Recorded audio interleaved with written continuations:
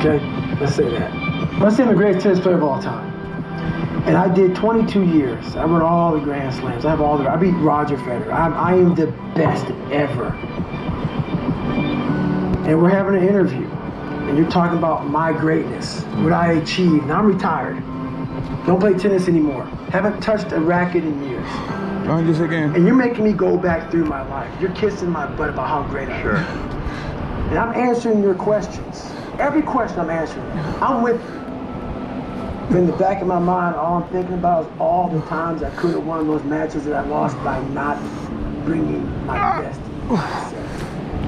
You're haunted by all the opportunities that you missed. Not bringing your best. And you could have won, but you didn't win because you allowed life to interfere with that one shot. When you're sitting there getting ready to serve for the match, and your mind is not thinking about where that ball placement needs to be, but it's thinking about your family this, or this at work, or that at work. That's greatness. Greatness is your recall on every single shot that you missed throughout a 20-something year career. Every shot, you can go back and say, I was here. This person was in the red shirt there. Greatness is being so aware of the time of life in the second that went by, and you can recall it like it was yesterday. Greatness is being able to go back there and not making that same mistake again and being haunted by it. That is greatness.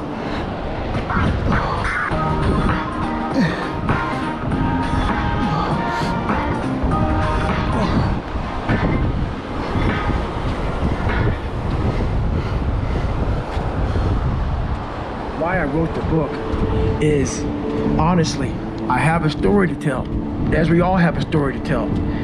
And what I realized on my journey was a lot of us don't believe that we can achieve the impossible. And along my journey, I started realizing, man, I gotta fucking tell some people about this shit, man. Like, I discovered something that some people have, but they don't even fucking know. All of us have it. But along this way, I wasn't, like I said, I wasn't a theorist. I became a practitioner. And I was like, my God, I'm busting down so many barriers of, like, I have a learning disability. Okay, but I'm catching up with everybody. I figured that out.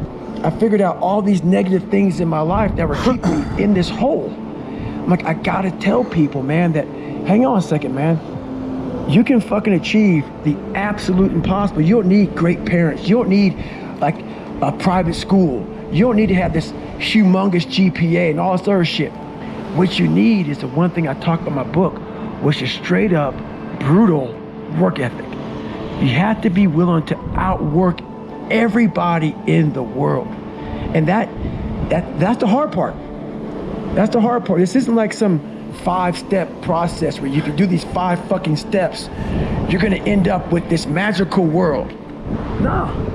I'm basically teaching you how to callous over your victim's mentality.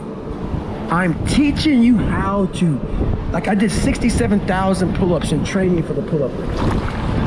I was seriously callousing my hands to protect them. What I'm trying to do with people is teach them how to find more themselves, to where they empower themselves. I'm all about the underdog. So that's what the book's all about, man. It's all about having that step process, and I had to share this with people. Well, word started making me, I had to stop giving a fuck about people. That was the biggest thing. I had to stop caring what people thought about me. I realized that everybody's fucked up. That's the one thing I realized. I walked around and I put these people on a fucking pedestal. Everybody was better than me. So I can't tell you anything about me because you're gonna judge me and I'm gonna feel even worse than what I am. What I realized, once I calmed my mind down, sat back and looked at how jacked up this world is.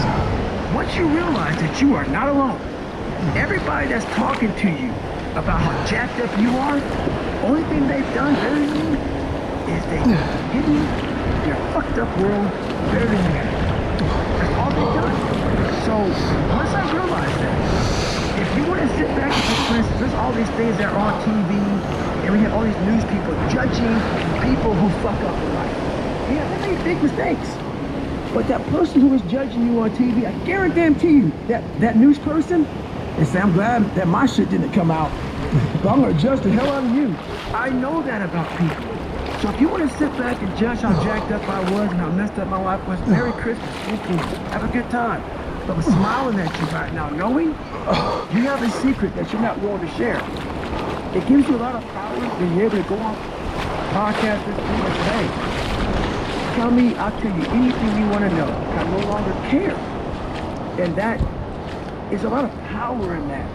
To be able to put your life on a billboard for the whole world to see and say, judge it, man. Judge it. Like just me talking about it makes me feel good. And that's another thing about it. When you are willing to talk about how jacked up you are, the strength, that big rock that you carry, it just starts to come off you. It just starts to come off. That's why I do it so often. I'm like, hey man, I'll tell you anything you want to know. I'm tired of being afraid. I'm tired of not telling you shit. I'm tired of lying about how good I'm not. When I got through with that first 100-mile race that I did around that 1-mile track that I didn't prepare for, and I was considerably,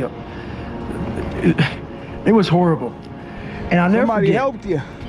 I found Wow, baby. Crisscross them. such peace and beauty. You know how I figured it out? Wow.